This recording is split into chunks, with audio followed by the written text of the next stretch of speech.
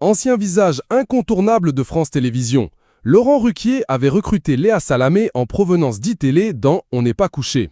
Quelques années plus tard, la journaliste et le présentateur se sont retrouvés associés aux commandes de l'émission On est en direct. Au final, l'animateur des grosses têtes de RTL avait claqué la porte, avant de quitter définitivement le groupe audiovisuel public. Par la suite, les deux anciens acolytes sont restés en froid durant quelques temps. Toutefois, Laurent Ruquier et Léa Salamé se sont récemment réconciliés en direct, lorsque la journaliste avait convié l'animateur dans la matinale de France Inter. S'ils se sont retrouvés à la radio, ce ne sera pas le cas à la télévision.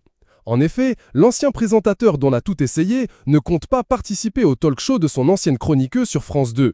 J'ai accepté l'invitation de Léa sur France Inter. Je n'ai aucun problème avec elle. C'est quelqu'un que j'avais choisi à l'époque. On était sincèrement très heureux de se retrouver. Mais, concernant quelle époque, je n'ai pas suffisamment confiance dans la production de l'émission et dans la direction artistique pour aller dans l'émission qui est enregistrée.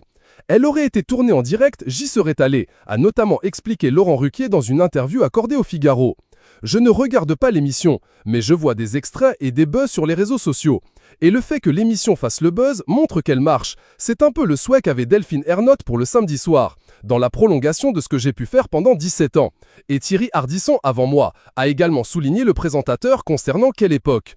C'est plutôt réussi, même si, pour que l'audience soit meilleure sur France 2, France Télévisions a été suffisamment malin pour vider France 3 entre minuit et 1h du matin. Ce dont je n'ai jamais bénéficié à l'époque. Moi, j'avais en face d'On n'est pas couché un troisième téléfilm. Depuis 2 ans, France 3 propose des ballets ou de la danse, des programmes qui font 2 ou 3% de part de marché.